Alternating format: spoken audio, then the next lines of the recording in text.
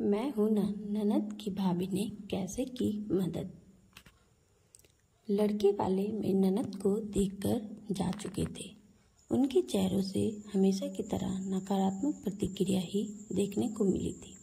कोई कमी नहीं थी उनमें। पढ़ी लिखी, कमाऊ, अच्छी कदकाठी की नैनन नक्श भी अच्छे ही कहे जाएंगे। रंग ही तो सांवला है। नकारात्मक उत्तर मिलने पर सब यही सोचकर संतोष कर लेते कि जब कुदरत चाहेगी तभी रिश्ता तय होगा। लेकिन दीदी बेचारी बुझ सी जाती थी। उम्र भी तो कोई चीज होती है। इस मई को दीदी पूरी 30 की हो चुकी है। जो जो उम्र बढ़ेगी त्यों त्यों रिश्ता मिलना और कठिन हो जाएगा। सोच सोचकर मेरे सास ससुर को रात रात भर नींद नहीं आती थी। लेकिन जिस चीज से भी तो संबंध नहीं जोड़ा जा सकता है ना, कम से कम मानसिक स्तर तो मिलना ही चाहिए। एक सांवले रंग के कारण उसे विवाह करके कुएं में तो नहीं धकेल सकते। सोचकर सास ससुर अपने मन को समझाते रहते। मेरे पति रवि दीदी से साल भर छोटे थे। लेकिन जब दीदी का रिश्ता किसी तरह भी होने से में नहीं आ रहा था तो मेरे सास ससुर को बेटे रवि का विवाह करना पड़ा था। वो भी हमारा प्रेम विवाह। मेरे परिवार वाले भी मेरे विवाह को लेकर अपने आप को असुरक्षित महसूस कर रहे थे। उन्होंने भी जोर दिया तो उन्हें मानना पड़ा। आखिर कब तक इंतजार करते। मेरे पति रवि अपनी दीदी को बहुत प्यार करते थे। आखिर क्यों नहीं करते। थी भी तो बहुत अच्छी, पढ़ी लिखी और इतनी ऊंची पोस्ट पर कि घर में सभी उनका बहुत सम्मान करते थे। रवि ने मुझे विवाह के तुरंत बाद ही समझा दिया था। उन्हें कभी यह महसूस न होने दूं कि वे इस घर पर बोझ हैं। उनके सम्मान को कभी ठेस नहीं पहुंचनी चाहिए। इसलिए कोई भी निर्णय लेते समय सबसे पहले उनसे सलाह ली जाती थी। वे भी हमारा बहुत ख्याल रखती थी। मैं अपनी माँ की इकलौती बेटी थी, इसलिए उनको पाकर मुझे लगा जैसे मुझे बड़ी बहन मिल गई है। एक दिन रवि ऑफिस टूर पर गए थे। रात काफ़ी हो चुकी थी। सास ससुर भी गहरी नींद में सो गए थे। लेकिन दीदी अभी ऑफिस से नहीं लौटी थी। चिंता के कारण मुझे नींद नहीं आ रही थी। तभी कार के हॉर्न की आवाज़ सुनाई दी। मैंने खिड़की से झांक कर देखा। दीदी कार से उतर रही थी। उनकी बगल में कोई पुरुष बैठा था। कुछ अजीब सा लगा कि हमेशा तो ऑफिस की कैब उन्हें छोड़ने आती थी, आज कैब के स्थान पर कार में उन्हें कौन छोड़ने आया है। मुझे जागता देखकर उन्होंने पूछा, सोई नहीं अभी तक? आपका इंतजार कर रही थी। आपके घर लौटने से पहले मुझे नींद कैसे आ सकती है। मेरी अच्छी दीदी।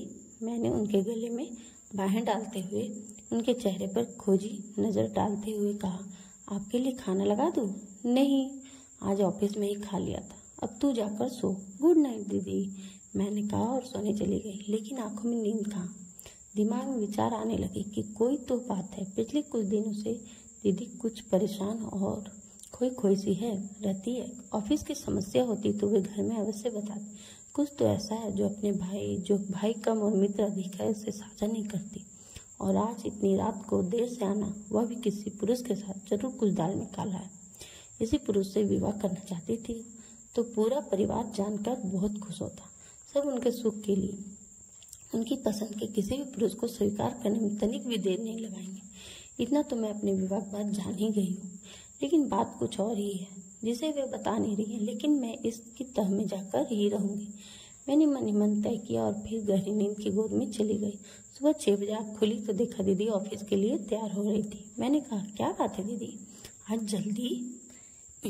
मेरी बात पूरी होने हो पहले वे बोली, हाँ आज जरूरी मीटिंग है इसलिए जल्दी जाना है। नाश्ता भी ऑफिस में कर लूँगी, देर हो रही है, बाय। मैं कुछ बोलने से पहले ही वे तीर की तरह घर से निकल गई। बाहर जाकर देखा वही गाड़ी थी। इससे पहले कि ड्राइवर को पहचानूं वह फुर से निकल गई। अब तो मुझे पक्का यकीन हो गया, अवश्य दीदी किसी गलत पुरुष के चुंगल में फंस गई है। हो ना हुआ विवाहित है। मुझे कुछ जल्दी करना होगा, लेकिन घर में बिना किसी को बताए, वरना वह अपने को बहुत अपमानित महसूस करेंगी। रात को वही व्यक्ति दीदी को छोड़ने आया। आज उसकी शक्ल की थोड़ी सी झलक देखने को मिली थी, क्योंकि मैं पहले ही हाथ लगाए बैठी थी। सास ससुर ने जब देर से आने का कारण पूछा तो बिना रुके अपने कमरे की ओर जाते हुए थके स्वर में बोली, ऑफिस में मीटिंग थी, थक गई हूँ, सोने जा रही हूँ। आजकल क्या हो गया इस लड़की को, बिना खाए सो जाती है। छोड़ दे ऐसी नौकरी, हमें नहीं चाहिए, ना खाने का ठिकाना ना सोने का। माँ बड़बड़ाने लगी तो मैंने कहा, उन्हें शांत कराया। चिंता ना करें, मैं उनका खाना उनके कमरे में पहुंचा दूंगी, वे निश्चिंत होकर सो जाएं।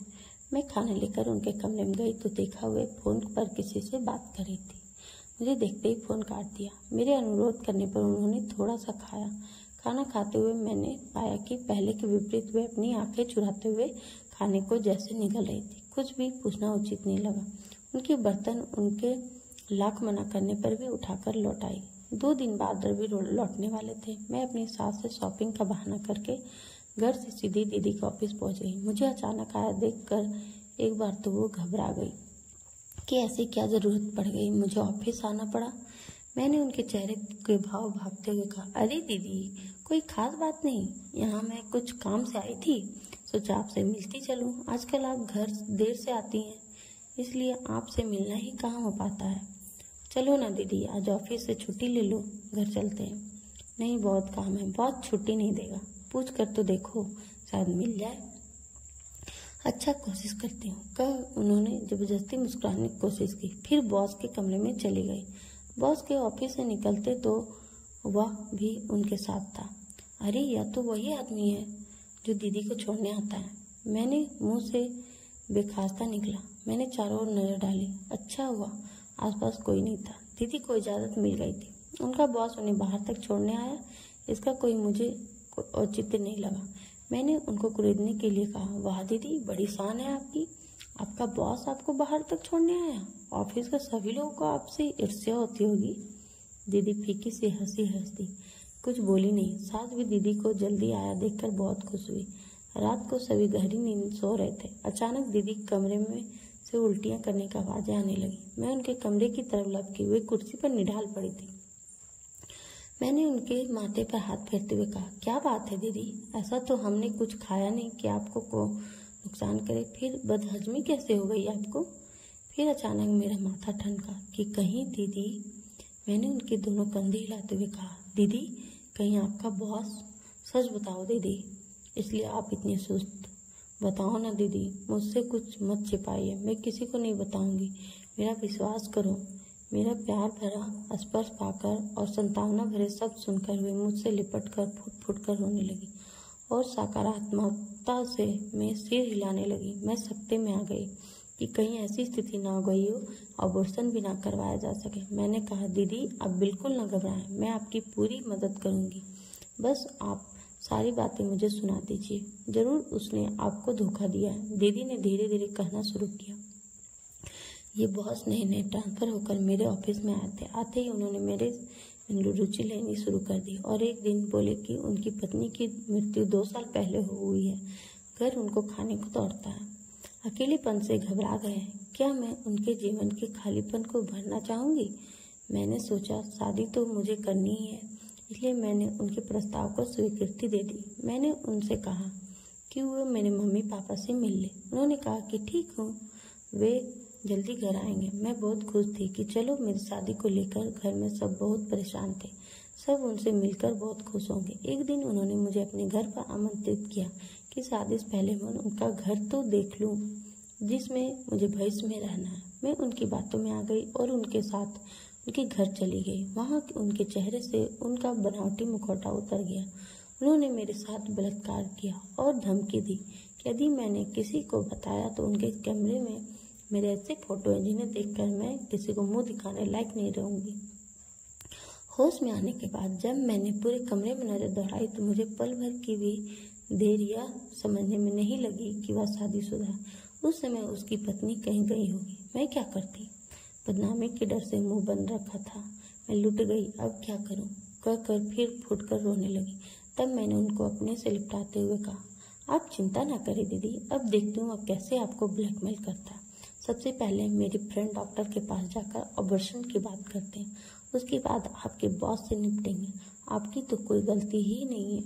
आप डर रही थी, इसी का फायदा तो वह उठा रहा था। अब आप निश्चिंत होकर सो जाइए, मैं हूं ना। मैं आपके कमरे में ही सोती हूँ। और फिर मैंने मन ही मन सोचा कि अच्छा है, पति बाहर गए हैं और सास ससुर का कमरा दूर होने के कारण आवाज से उनकी नींद नहीं खुली। थोड़ी ही देर में दोनों को गहरी नींद ने आ घेरा। अगले दिन दोनों ननद भाभी किसी फ्रेंड के घर जाने का बहाना करके डॉक्टर के पास जाने के लिए निकली। डॉक्टर चेकअप कर बोली, यदि 1 हफ्ता और निकल जाता तो एबॉर्शन करवाना खतरनाक हो जाता। आप सही समय पर आ गई हैं। मैंने भावातिरेक में अपने डॉक्टर फ्रेंड को गले से लगा लिया। वे बोली, सरिता, तुम्हें पता है ऐसे कई केस रोज मेरे पास आते हैं। भोली भाली लड़कियों को ये दरिंदे अपने जाल में फंसा लेते हैं और वे बदनामी के डर से सब सहती रहती हैं। लेकिन तुम तो स्कूल के ज़माने से ही बड़ी हिम्मत वाली रही हो। याद है वह अमित जिसने तुम्हें तंग करने की कोशिश की थी? तब तुमने प्रिंसिपल से शिकायत करके उसे स्कूल से निकलवा कर ही दम लिया था। अरे विनीता, तुझे अभी तक याद है? सच, वे भी क्या दिन थे। और फिर दोनों खिलखिलाकर हंस पड़ी। पारुल के चेहरे पर भी आज बहुत दिनों बाद मुस्कुराहट दिखाई दी थी। अबॉर्शन हो गया। घर आकर मैं अपनी सास से बोली, दीदी को फ्रेंड के घर में चक्कर आ गया था, इसलिए डॉक्टर के पास होकर आई हैं। उन्होंने बताया कि खून की कमी है, खाने का ध्यान रखे और 1 हफ्ते की बेड रेस्ट ले। चिंता की कोई बात नहीं है। सास ने दुखी मन से कहा, मैं तो कब से कह रही हूँ खाने का ध्यान रखा करो, लेकिन मेरी कोई सुने तब ना। 1 हफ्ते में ही दीदी भली चंगी हो गई। उन्होंने मुझे गले लगाते हुए कहा, तुम कितनी अच्छी हो भाभी, मुझे मुसीबत से छुटकारा दिला दिया। तुमने माँ से भी बढ़कर मेरा ध्यान रखा। मुझे तुम पर गर्व है, बहुत गर्व है। ऐसी भाभी सबको मिले। अरे दीदी, पिक्चर अभी बाकी है, अभी तो उस दरिंदे से निपटना है। 1 हफ्ते बाद हम योजनानुसार बॉस की पत्नी से मिलने के लिए गए। उनको उनके पति का सारा कच्चा चिट्ठा बयान किया तो वे हैरान होते हुए बोली, इन्होंने यहाँ भी नाटक शुरू कर दिया। लखनऊ से तो किसी तरह ट्रांसफ़र करवा कर यहाँ लाए हैं कि शायद शहर बदलने से ये कुछ सुधर जाए, लेकिन कोई, कहते हुए वे रुआसी हो गई। हम उनकी बात सुनकर अवाक रह गए। सोचने लगे कि इससे पहले न जाने कितनी लड़कियों को उसने बर्बाद किया होगा। उसकी पत्नी ने फिर कहना शुरू किया, अब मैं इन्हें माफ़ नहीं करूँगी, सज़ा दिलवा कर ही रहूँगी। चलो पुलिस स्टेशन चलते हैं, इनको इनके किए की सज़ा मिलनी ही चाहिए। मैंने कहा, आप जैसी पत्नियाँ हों तो अपराध को बढ़ावा मिले ही नहीं। हमें आप पर गर्व है। और फिर हम दोनों ननद भाभी उसकी पत्नी के साथ पुलिस को लेकर बॉस के पास उनके ऑफिस पहुंच गए।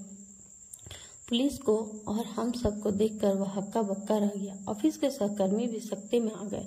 उनमें से एक लड़की भी आकर हमारे साथ खड़ी हो गई। उसने भी कहा कि उन्होंने उसके साथ भी दुर्व्यवहार किया। पुलिस ने उन्हें अरेस्ट कर लिया। दीदी भावातिरेक में मेरे गले लगकर सिसकने लगी। उनके आंसुओं ने सब कुछ कह डाला। घर आकर मैंने सास ससुर को कुछ नहीं बताया। पति से भी अबॉर्शन वाली बात तो छिपा ली, मगर यह बता दिया कि वह दीदी को बहुत परेशान करता था।